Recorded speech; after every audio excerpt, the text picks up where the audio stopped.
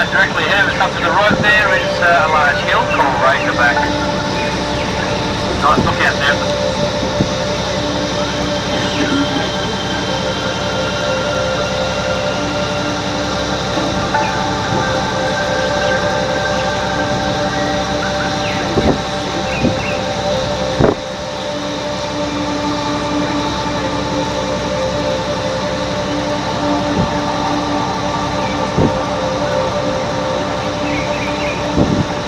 Very low and very narrow, so not really good for this today's traffic.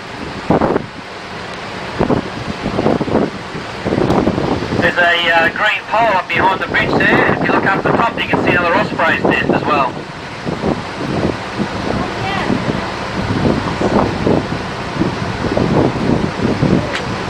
Just much by the old ski lodge caravan park to the left there. This area up at Chindra here is flood prone, or most of the Tweed Valley is flood prone. The last major flood in the Tweed Shire was back in 1974. It's a 1 in 50 year event, and the river peaked at 4.5 metres through this area. Pretty much the same as what you're seeing now up in central Queensland. If you're looking at the news at the moment, we had the same problem here. The flood since then.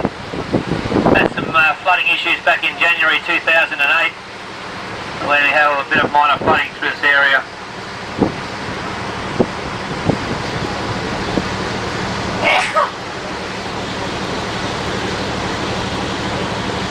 So just coming around the corner now and coming into the township of Chindra. To the left there are two caravan parks. The first one here is the Homestead, and the one next door is the Hacienda. Quite popular parks just here. And they have great views of Mount Warning over to the right hand side. You guys are probably lucky today. It's the first time I've seen Mount Warning for about a week and a half, 2 weeks. So you get to see it, all of it today. The clouds are quite high, and you can see all of Mount Warning National Park there.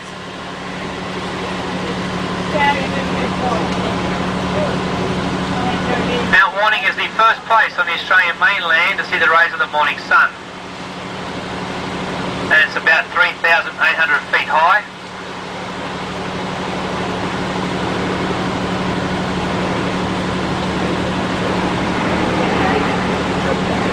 All of the Tweed Shire, which starts from Cape Byron on the south all the way up here to Coolangatta. So that's a pretty big, massive ancient crater.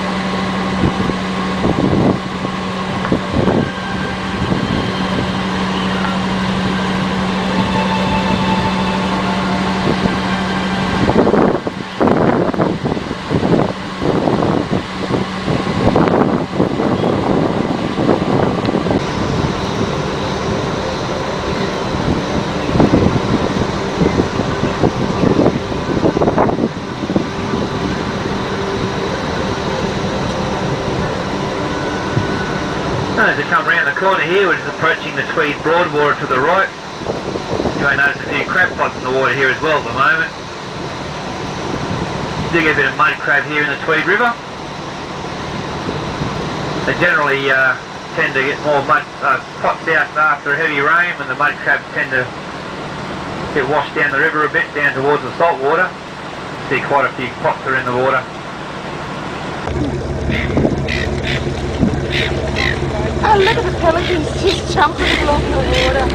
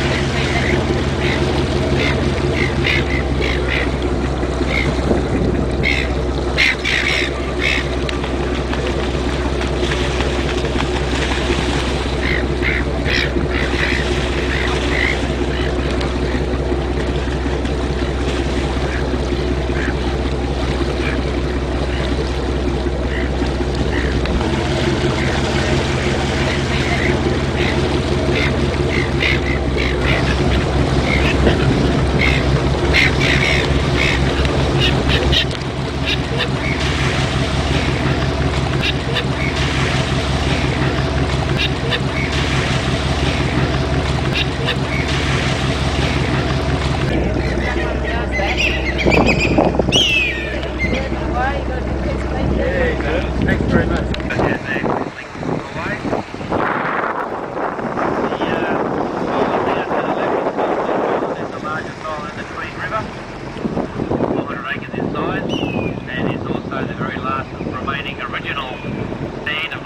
Subtropical rainforest in New South Wales. This island is typical of what was covered all the lowland Tweed before white settlement, through this area here, and was then disrupted by the red cedar trade, which kicked off in 1840. It is home to 225 species of natural rainforest and native animals. It is now protected by National Parks and Wildlife Service. You must have a permit to go ashore on this island. It's authorised access. Named after James Stott, who was an Irish convict who came to these parts in 1850s in search of red cedar. As I said, the red cedar trade started in 1840 when the first settlers made their way here to kick off the cedar trade. Quite a valuable timber these days, worth around $3,000 per cubic metre. In the early days it was all cut by hand, so you can see how thick and dense the rainforest is. Can you imagine the early settlers trying to hack their way through these forests to get to the trees, then cut them down and get them back out again. Many large trees giving up around 20 or 30,000 pounds in timber. See all the clouds in the water there, reflections, trees, houses. It's quite unusual for this area to be so calm. Anyway, we're into the Tweed Valley. You can see sugarcane growing on either side of the river now. The sugarcane industry is now the largest in the Tweed Valley.